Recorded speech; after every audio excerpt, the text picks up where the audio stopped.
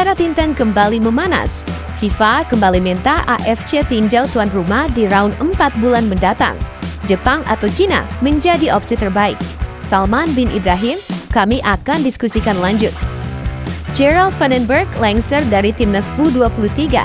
Sosok mantan pelatih Vietnam yang terkenal dengan gaya main kungfu ini menjadi kandidat kuat pengganti. Netizen setuju aja sih, asalkan kungfunya dikurangin.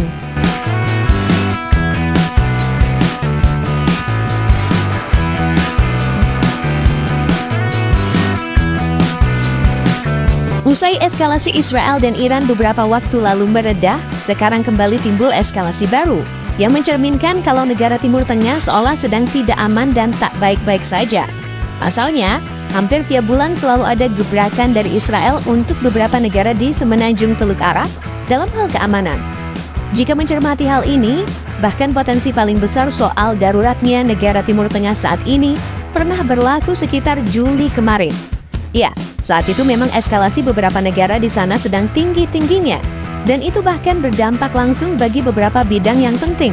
Tak terkecuali sepak bola, yang mana kita tahu bersama kalau pihak AFC sudah sepakat menunjuk Qatar dan Arab Saudi sebagai host atau tuan rumah di round 4 babak kualifikasi Piala Dunia bulan depan. Penunjukan itu memang awalnya kontroversial, tidak adil dan semena-mena, tapi kalau kata orang sih, no fulus no mulus. Saat ini, situasi negara Timur Tengah cukup memanas saat Qatar kembali menjadi target serangan dari Israel beberapa hari lalu.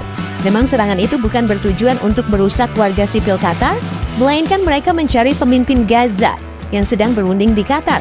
Tapi sudahlah, kita nggak fokus bahas soal politik dan kondisi eskalasi. Sekarang kita fokus saja soal sepak bola dan nasib round 4 bulan mendatang. Jika kita lihat situasi saat ini, memang tentu riskan untuk tetap memaksakan venue itu tetap berlangsung di Saudi dan Qatar. Karena bukan apa ya kan? Gak lucu pas mau cetak gol tiba-tiba ada roket mendarat ke stadion. Saat ini bahkan FIFA nampaknya sudah melakukan analisis melihat bagaimana manajemen resiko jika akhirnya tetap memaksakan dua negara Timur Tengah itu jadi tuan rumah. FIFA sendiri berdalih memang sepak bola tidak ada urusannya dengan politik negara dan intervensi pemerintah. Tapi dalam hal ini yang dimaksud adalah keselamatan bagi para pemain yang berlaga, staf kepelatihan, dan bahkan mungkin supporter yang akan hadir ke stadion. Round 4 sendiri memang baru akan berlangsung bulan depan tanggal 8 Oktober. Indonesia sendiri akan memulai laga pertama dengan melawan Arab Saudi, dan kemudian di laga pungkasan melawan Irak. Namun saat ini yang jadi pertanyaan, apakah FIFA akan tetap memaksakan dua negara itu menjadi tuan rumah?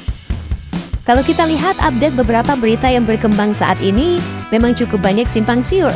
Ada yang menyebut kalau FIFA sedang melakukan diskusi dengan AFC agar tuan rumah Saudi dan Qatar kembali ditinjau ulang. Hal itu memang nampak wajar saja, karena tentu tidak ada sepak bola yang setara dengan nyawa. Bahkan saat ini banyak rumor beredar kalau dua calon pengganti tuan rumah di round 4 sudah ready. Yaps, itu adalah dua negara asal Asia Timur, yaitu Jepang dan juga China. Kalau soal infrastruktur memang kita nggak bisa bohong.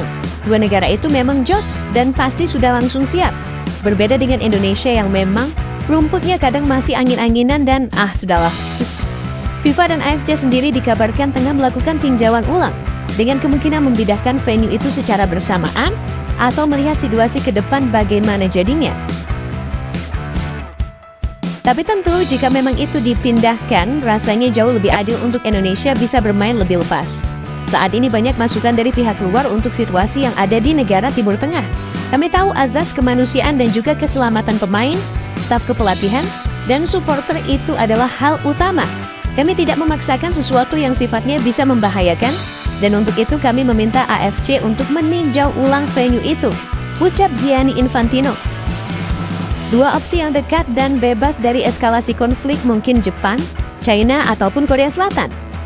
Wah, gimana pendapat kalian guys? Setuju nggak nih round 4 dipindahkan ke Jepang atau China? Gerald Vandenberg lengser dari timnas U23, sosok mantan pelatih Vietnam yang terkenal dengan gaya main kungfu ini menjadi kandidat kuat pengganti. Netizen setuju aja sih, asalkan kungfunya dikurangin. Usai gagal membawa timnas Indonesia gagal juara Piala AFF U23, gagal lolos ke Piala Asia U23.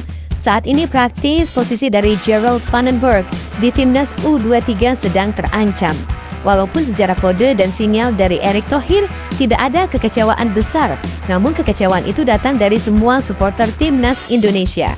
Ya, mungkin kata orang sih dengan sarkasnya, lo Belanda berarti lo aman, tapi ya kan masa gak ada evaluasi? Erick Thohir sendiri kemarin menyampaikan kalau proses review dari kinerja Gerald Van den Berg nanti akan dilihat oleh sang direktur teknik Alexander Sweers. Dan kemungkinan sih bakal kena depak, tapi gak tahu juga, hihihi.